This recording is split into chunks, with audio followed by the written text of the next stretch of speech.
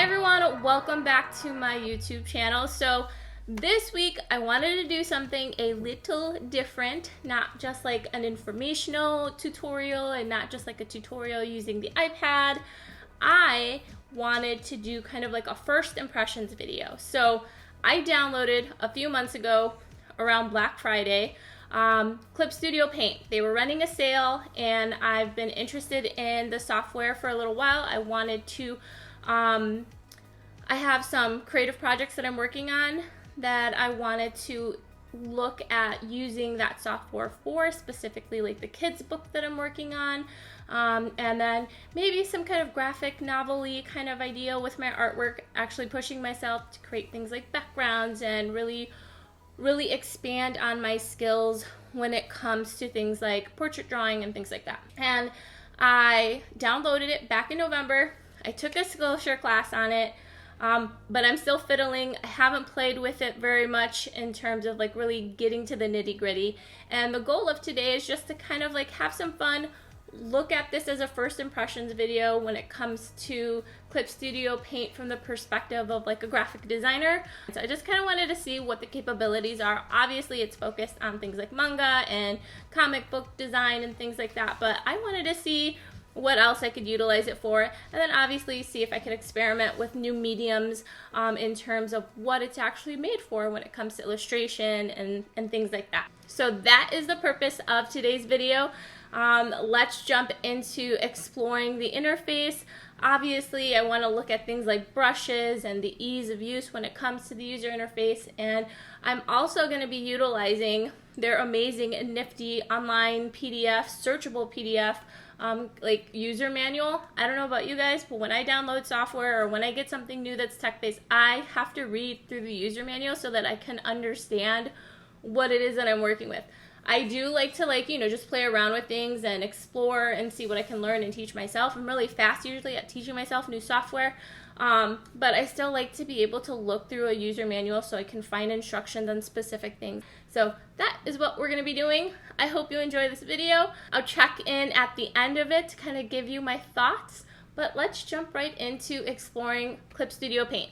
Also, just to keep in mind, I'm not going to be working on like a mouse or my trackpad. I do have a tablet that I'm going to be working on, so similar to something like Wacom, the Cintiq, I can't afford that, so I invested a few years ago in a Huion. It's like the Canvas 19 or something like that.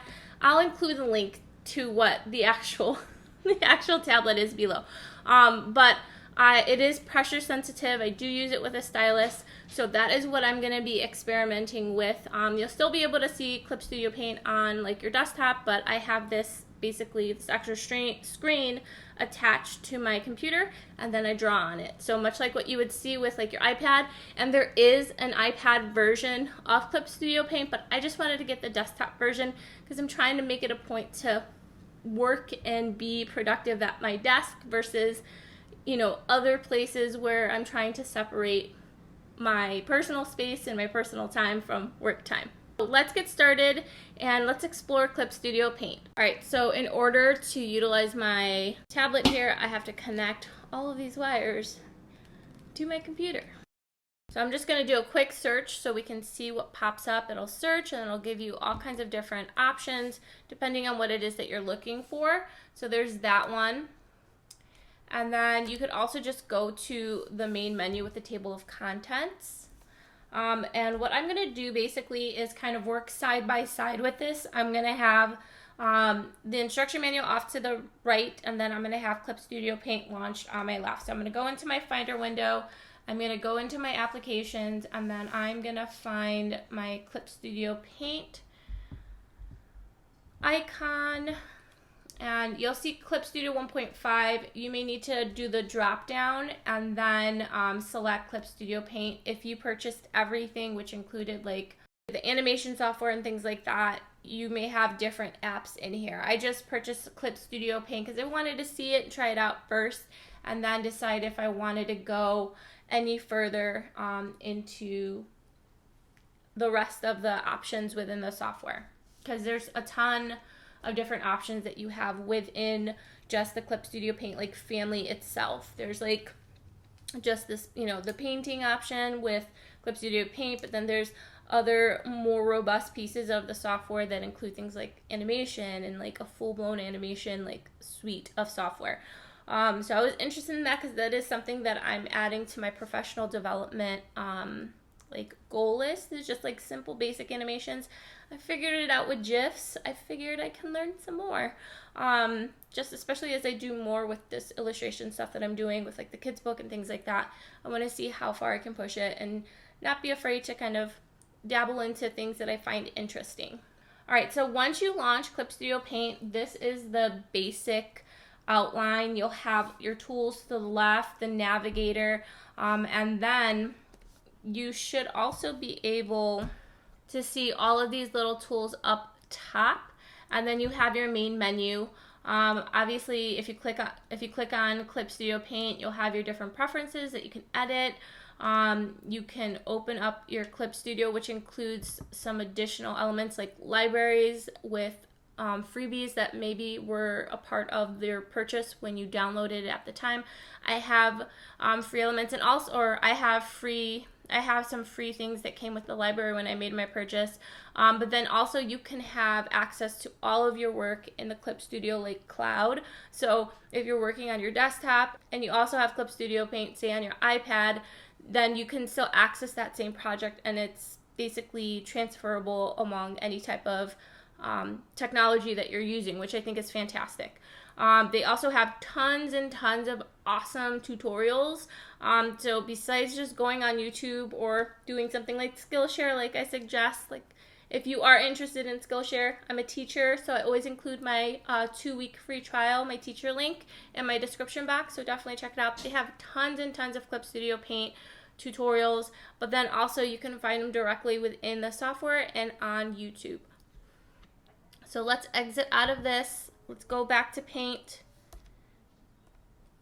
And then let's open up a new document. So we're going to go to File, New, and then you can decide like the type of work that you're using. Maybe it's illustration work, comic book work, a video and animation. You can update your actual type of work in this, and then you can change things like your width and your height, your resolution, any kind of blank space for margins, your frame rate if you're doing something with animation. I'm just going to do a simple illustration because I just want to kind of check out the brushes and see what the tools are.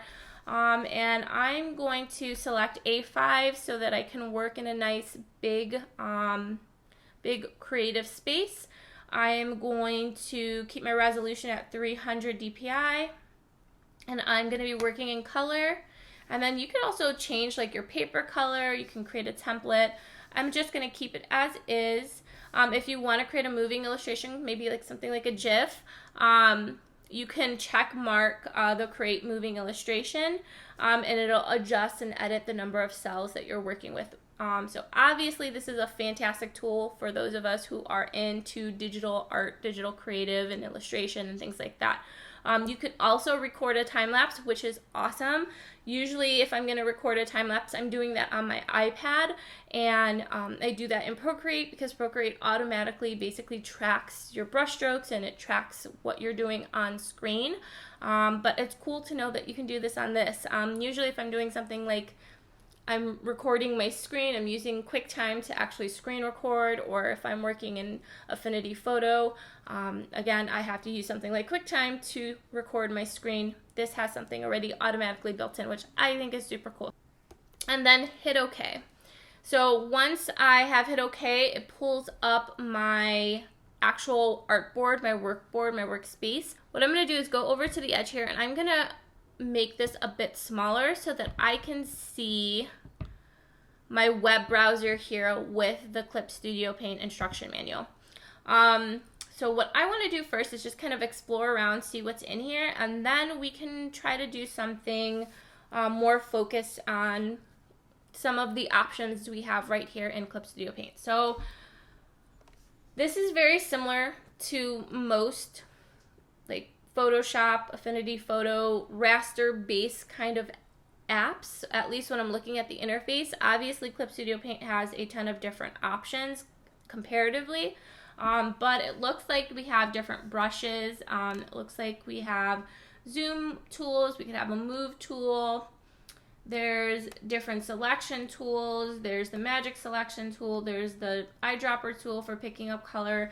It even looks like they have some vector-based elements in here too. There's a pen tool, which is great, so you can create a vector style element in this raster program. The eraser tool, the paintbrush tool, there is a airbrush tool, an eraser tool, and then a blending tool. You also have a fill tool, gradient options. So much like what you'd see in any other raster-based program, you get similar options. At the bottom, we have our color wheel, and then you have your brush sizes. I'm just gonna go to the brush tool for now.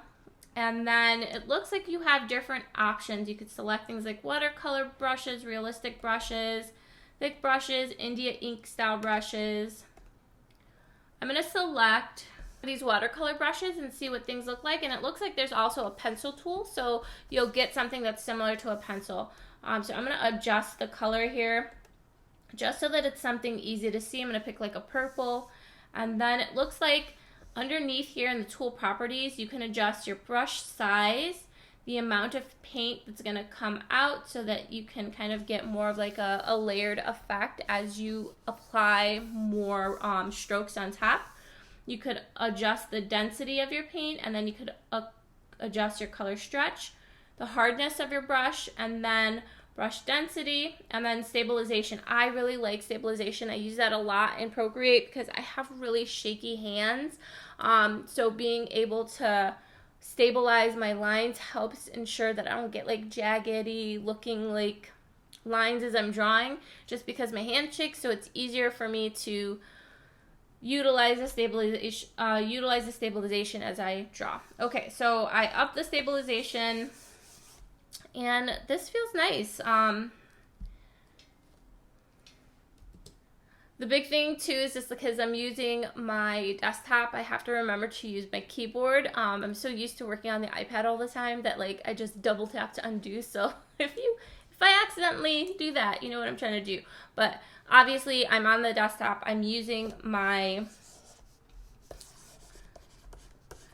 Huion, so I like how this writes. Let's see what happens if we adjust our brush size, color a bit.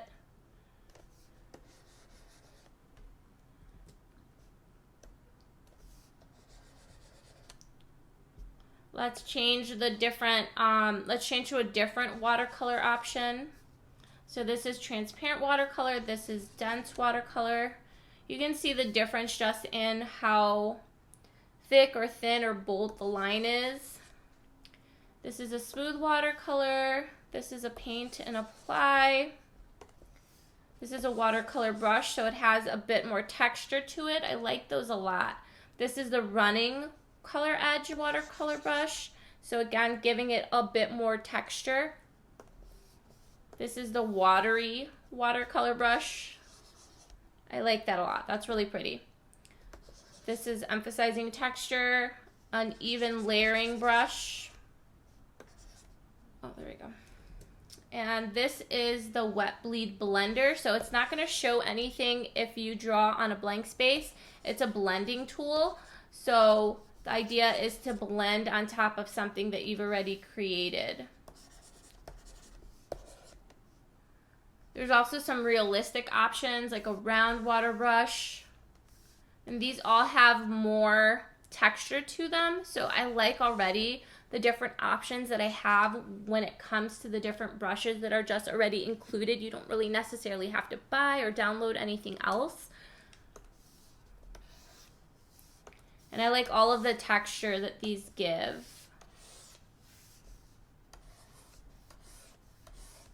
And I like that some are just specific for things like blending and things like that. Let's look at some of these thicker brushes like the gouache brush.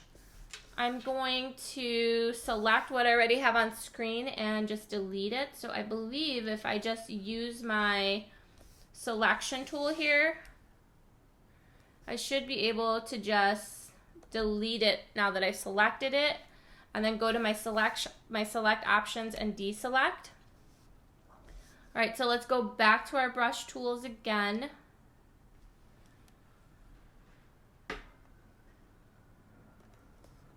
And I'm going to select some of these thick brushes, and I'm going to select the gouache color here. I'm just picking really bright colors so it's easy to see on screen. This is the dry gouache. Again, very textured, beautiful options here. The thin gouache brush, the oil paint. Ooh, I like that a lot. Oil paint flat. You get more of a kind of like an angled line to it. Color change brush. This is the pointillism brush, so it gives you kind of like the dotted pointillism effect. And then the gouache blender. So again, this is just a blending brush. You can blend it with a different color if you wanted. And then it'll just adjust and allow you to blend the edges. I like those a lot too.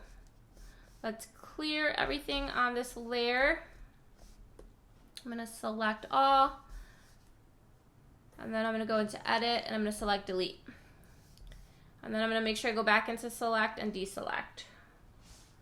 You can also zoom in and out of your area with the navigator or with your mouse, just like using, if you're on a trackpad, you just, to zoom in, you push your fingers out, and then to zoom out, you push your fingers in, like the pinch zoom, so pinch in, pinch out. I'm just going to stay zoomed in so it's easy to see. There is India inks as well, so I'm going to pick kind of like a darker blue here for this. This is a very thin one. If I increase the brush size of this, so this is what it looks like. Increase, and then if I bump it all the way up, it looks really cool because you can create kind of like a cloud kind of effect because of all of the different like texture that's included in this.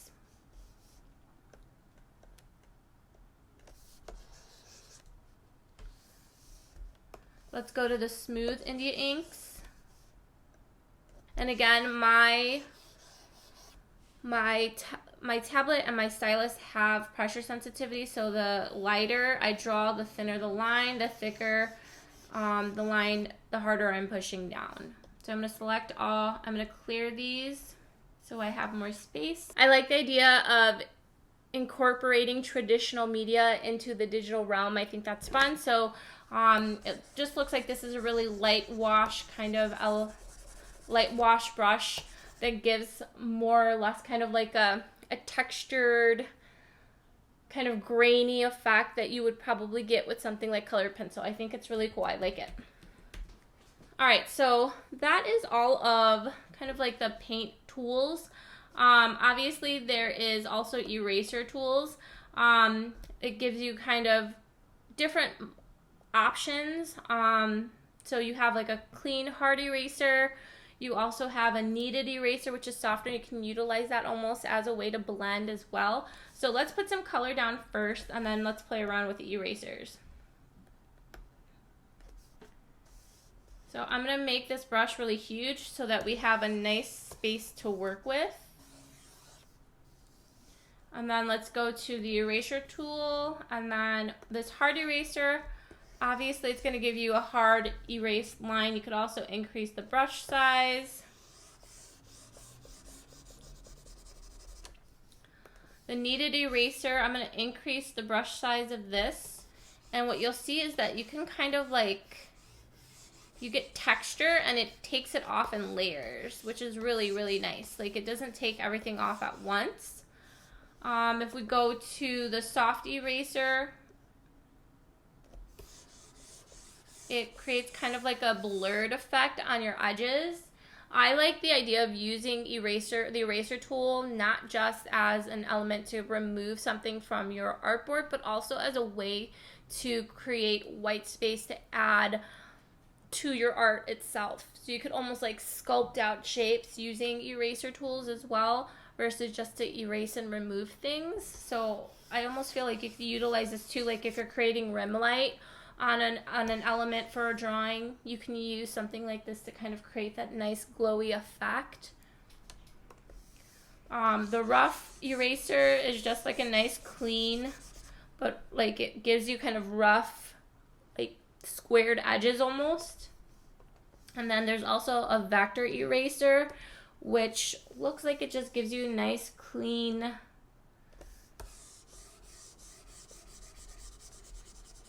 lines. And then you also have a sharp eraser, so it gives you nice, really like laser pinpoint focused lines when you're removing elements off of your screen. So what I'm going to do is go up to my hard eraser. I'm going to increase it to a very large size, and then I'm just going to completely erase off of the screen. You also have a lot of blending tools. So when you're blending colors, obviously you're going to be utilizing two colors together and trying to blend them in. So I'm going to just play around with this blending mode here. I'm going to select my watercolor realistic brushes, and I'm going to select this round watercolor, and I'm going to try and blend two reds, so like a darker red and a lighter red. So I'm just gonna add some color here, and then I'm going to make this a little bit darker, and then I'm going to add another circle here with more color, and then I'm going to blend in between these two. So I'm going to go down to my blender tool. I'm going to select this main, there's like a blend, a blur, fingertip option. So if you've ever taken an art class, you have likely worked in things in mediums like charcoal or graphite pencil. And what you'll find is you're able to blend as you're kind of learning about values, and you're learning about gradients, and you're learning about where light hits and how to create kind of like a 3D effect. You learn about gradients and creating something like, say, a sphere shape or a cone shape or a cylinder shape.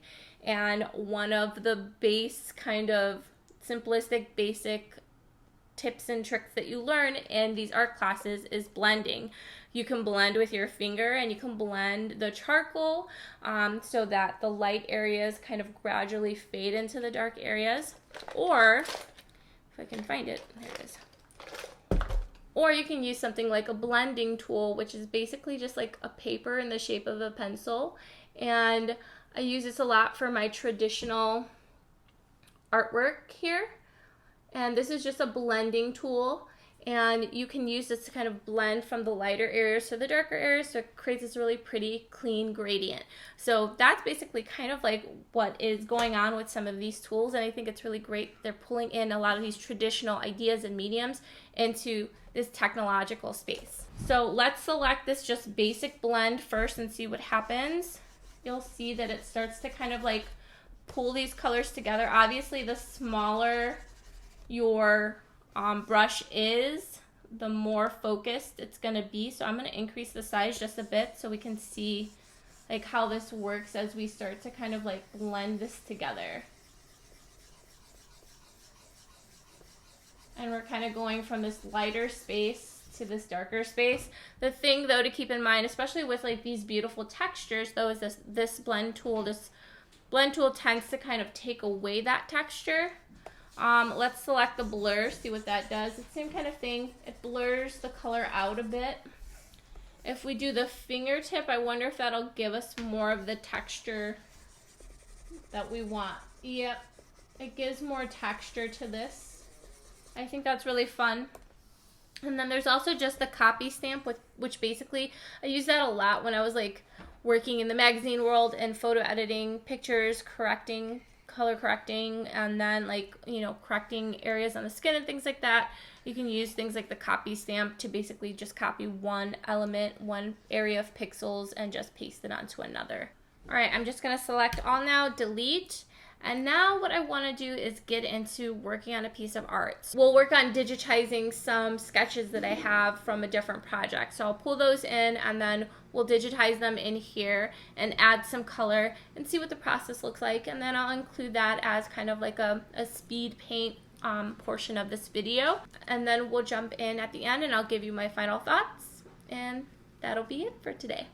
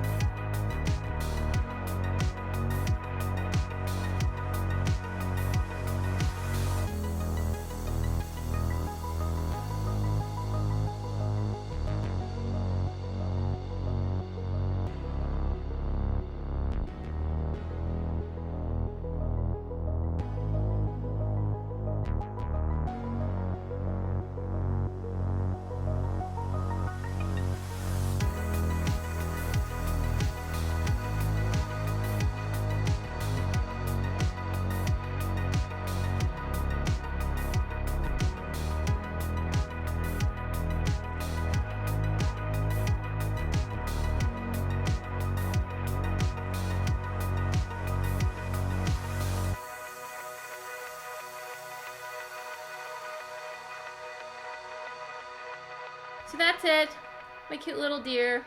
But I think for me, just like really, like I haven't really used this. I literally got it in November. I took that Skillshare class. I really just watched it. I didn't even I was still too scared to just jump into this.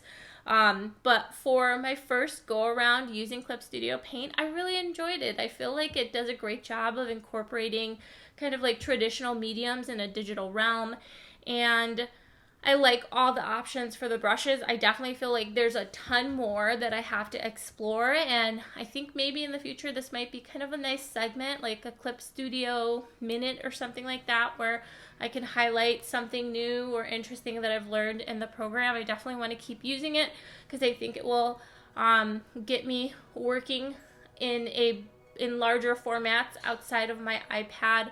I use my iPad a ton, but I definitely want to make more use of my Huion Tablet, and I'm definitely going to be utilizing this for the kids book concept. So maybe here and there you'll see me using it on a vlog, but I definitely think I might do some more tutorials as I learn the software, more and more. But overall, I give it a green light. I really like it. I love that there's all these different functionalities that I haven't even delved into, but I was able to create something fun that felt more traditional, that gave me a lot of capabilities with applying textures and things like that. So, and I like the fact that it feels really familiar. It feels like Photoshop. It feels like Affinity Photo. It feels like a raster-based program, and a lot of the shortcuts that I know of work here. And a lot of the tools are very similar. It's just a matter of finding them. And overall, I think it's a really user-friendly interface that you can kind of manage to explore on your own. But like I said, I love being able to use the tool guides and the different informational tutorials and things like that on the website. I think it's very helpful and definitely a place that I'm going to be going to learn more. But overall, this was a great purchase, and I will definitely be utilizing it more and more. So be on the lookout, and I will see you all in the next video. Thanks so much for watching. Bye.